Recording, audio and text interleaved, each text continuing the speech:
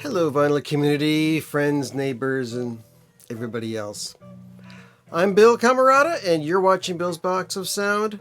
And this video is a celebration, a contest entry for Norman Maslov, who likes to go by the name of Mazzy. You always speak of yourself in the third person. Well, Mazzy likes this piece of mail that came today, and stuff like that. So that's your thing. And my hair's going crazy because I've been trying on hats all day. Yeah, you do dig your hats.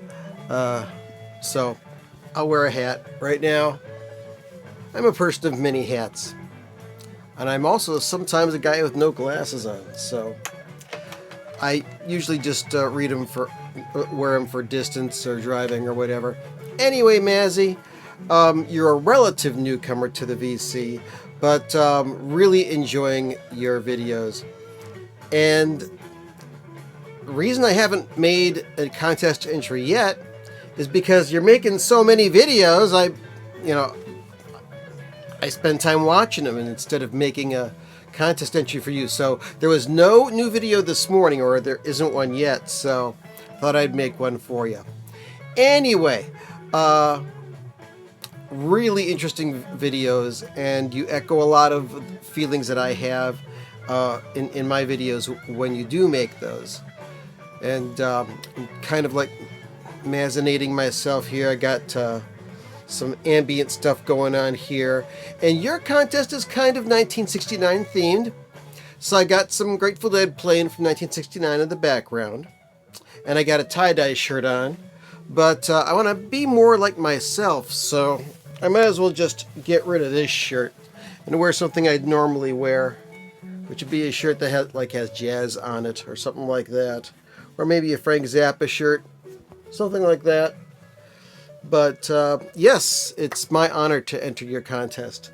So I've got my list over here with name one album that you think everyone should own. Okay, I'll do that. That album would be John Coltrane, A Love Supreme. Now, why should everybody own this album? It's an instrumental album. It's very emotional. It helps you relax. It helps you look into yourself. And in these times, which are pretty crazy, we need to relax. We need to look into ourselves and things like that. I mean, this is an album that's kind of like an equivalent of a 45-minute prayer or a 37-minute prayer, I think it is. And for me, not being a religious guy, it's saying a lot that this kind of an album can really make an effect on you. But every time you listen to this album, you feel something different, and you usually feel something good. This is just a great record all around. I think everybody should own this because everybody needs to just chill out. Some more than others. And those who chill out already, well, this helps you keep that cool. So that's an album that I think everybody should own. Now, a record that will put you in the mood.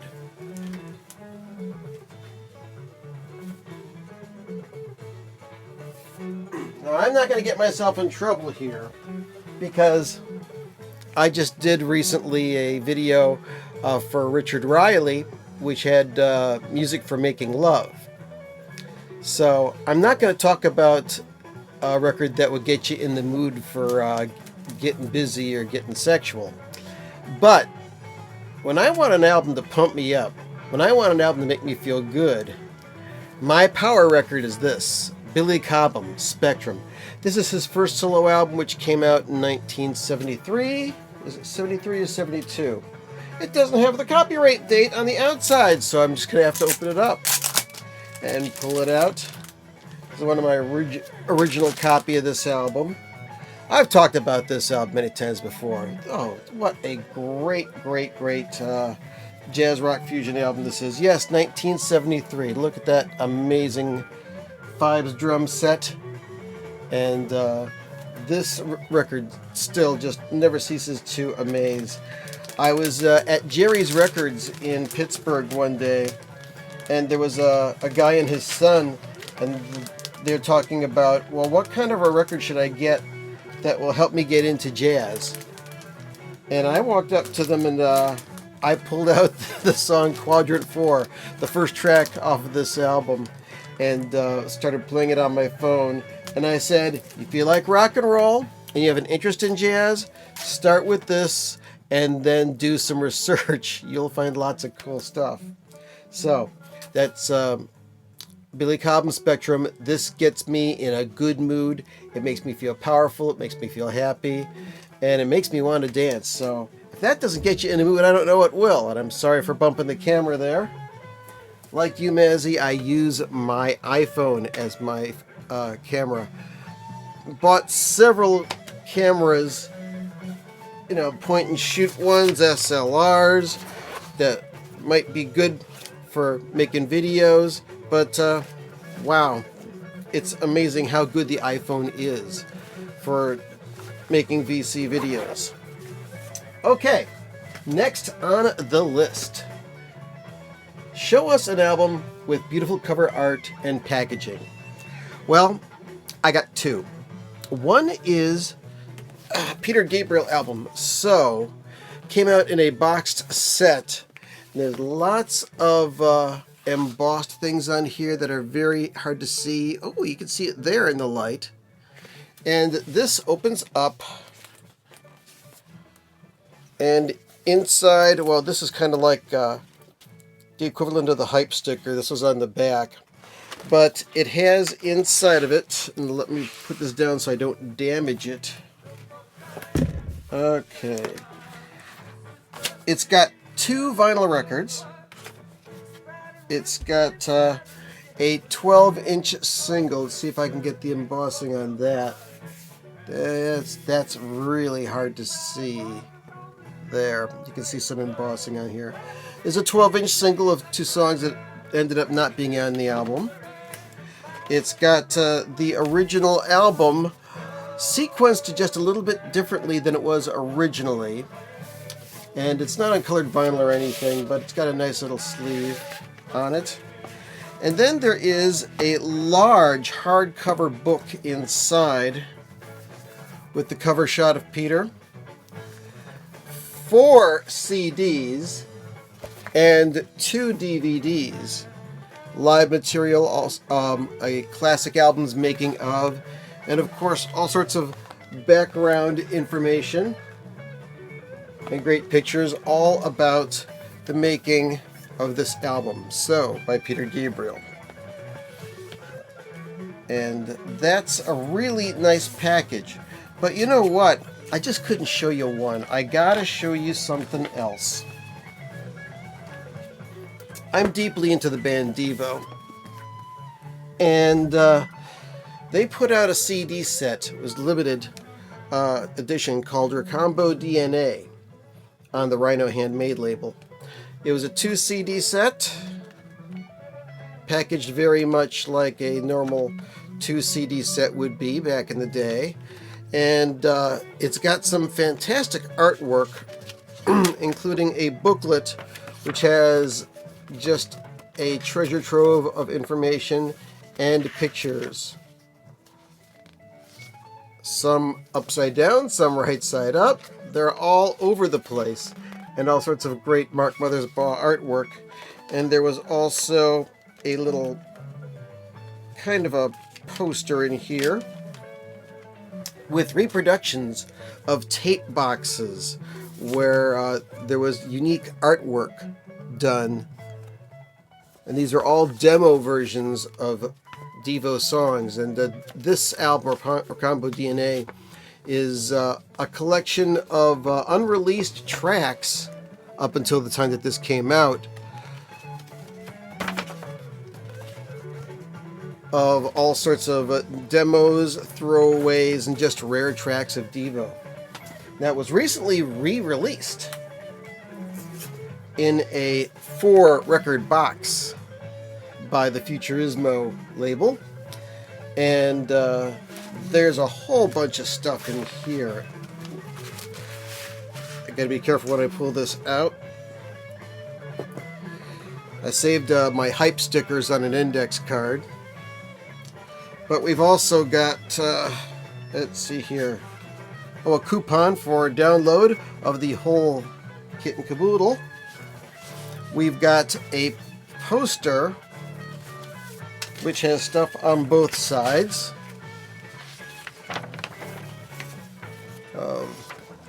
Different things.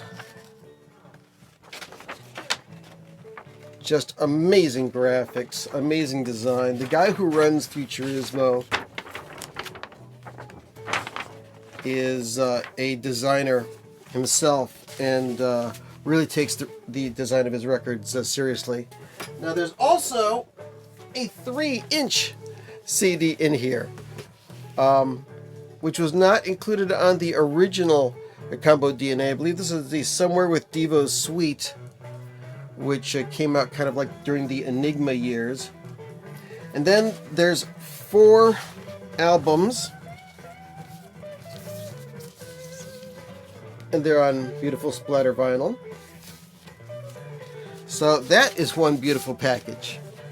Combo DNA. I don't know if you can still get it, but it's a really beautiful package. Next, showcase an artist whose entire catalog you own or are working on owning everything. Well, let me take a sip of coffee first before I go into that.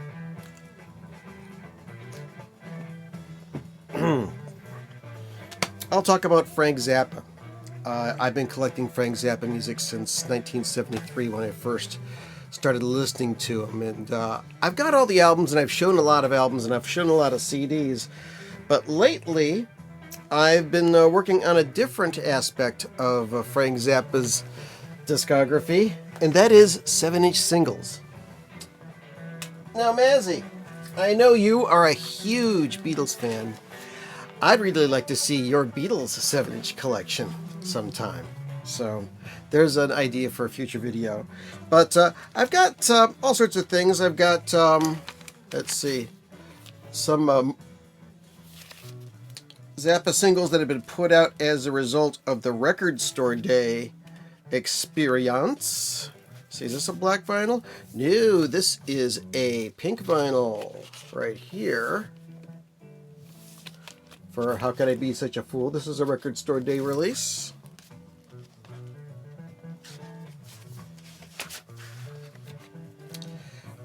There was once a record that came out not as a Mothers of Invention, but as Junior Mints. Tears Began to Fall. This is a promo copy that is damaged, and I held on to it simply because of the collectability of it. But then it got re-released in the UK as well by the Mothers of Invention. And the flip side is called Junior Mint's Boogie, which is a guitar solo that was taken off of the same group of concerts that the Fillmore East album was taken off of. Or was it Fillmore West? Anyway, 1971. Got a promo of Cosmic Debris. I've got the 45 of Dancin' Fool. I've got the 45 of I Don't Want to Get Drafted. I've got Valley Girl by Frank and Moon. And I've got some more Record Store Day stuff. We've got I'm the Slime and Montana with slime-colored vinyl. We've got Don't Eat the Yellow Snow and black vinyl. Should have been on yellow vinyl. Oh, well. And we've got some stuff for 200 Motels and also the re-recorded LA Philharmonic score on purple vinyl, another Record Store Day release.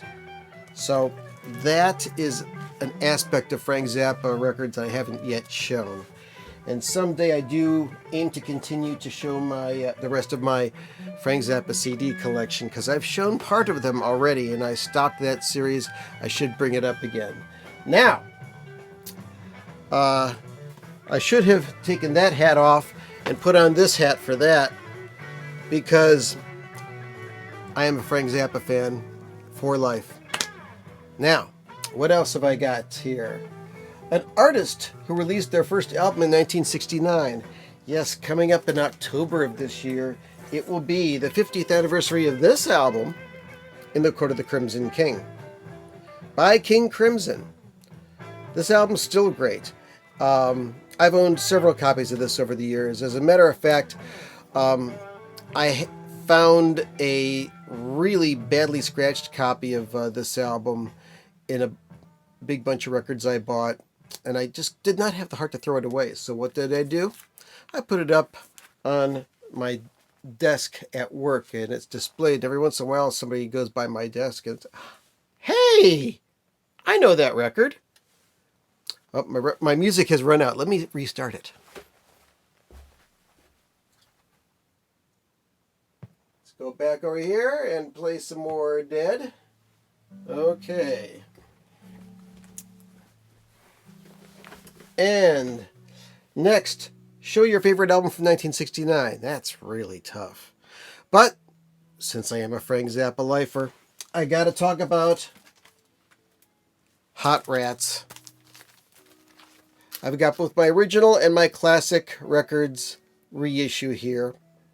If you can find the reissue, the pressing and the mastering on this is amazing. I also am a fan of the remix, the digital remix that was done on Rykodisc, which is now out of print, especially because of the longer cut of the Gumbo variations, where Ian Underwood's sax solo just goes on forever. First time I heard it, I just got up and started dancing. It was just so damn good. But I'm not just an instrumental music person. I love XTC, I love The Residents, I love Steely Dan, I love Elvis Costello, I love John Coltrane, I love the Beastie Boys, I love all sorts of things. So, now we get to more interesting stuff that's more interesting to Mazzy. Yes, I'll speak of you in the third person. It says here, name Mazzy's 3 favorite bands and show one album from each of them. That's going to be tough, but I can do so. But let me get a hat first of all.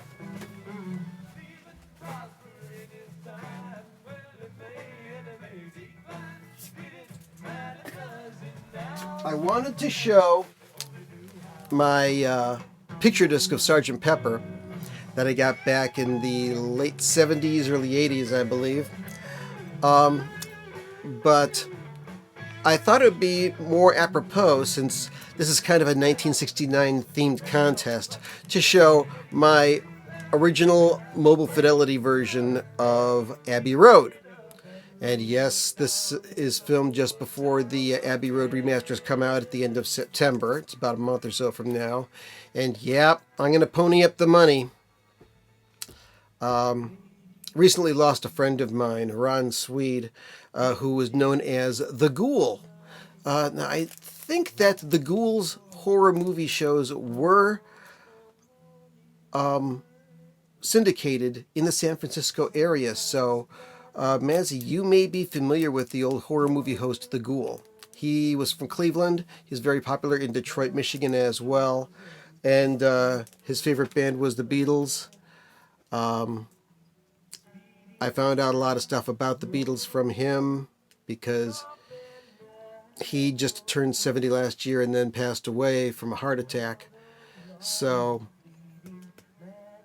Beatle collecting has taken on a different shade, because I miss Ron so much. I miss the Ghoul. So that's that. So this is one of your favorite bands. Let's go for number 2.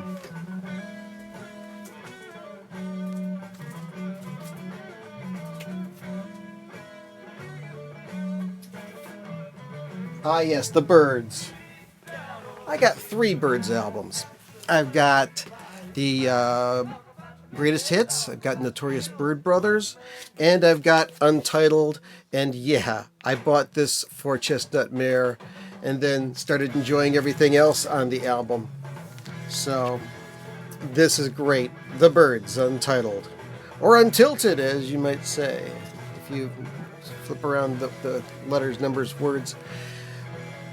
That's one of your favorite bands as well. And the third one, if I've been taking my notes correctly, is coming up.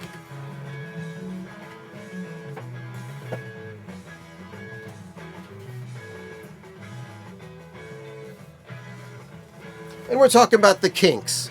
Yes. I've got a Kinks Greatest Hits. I've got Sleepwalker. I've got the Come Dancing 2 record Arista compilation. And I do have Kinks Size, which I picked up at a garage sale, and no idea what this meant. Maybe they were foreseeing the future in cell phones and apps. I don't know. But I'm not as big of a fan of the Kinks as you are, but I do love them. I do appreciate them. So that is what is going on. Really appreciate your videos. I try to keep my videos short. This is going over 20 minutes. That's rare for me. And I know that you like to go for a long time. But I want to thank you for your videos, and I look forward to seeing more of them in the future. If you liked this video, you might want to subscribe to me as well. Hey, hit the subscribe button, hit the bell for notifications, and all that other rot. I had a great time. I hope you did too. And yes, Mazzy, we love you as well. Very much. Have a great day, everybody. Go out and listen to a record. Go listen to some music. Just enjoy life. Take care.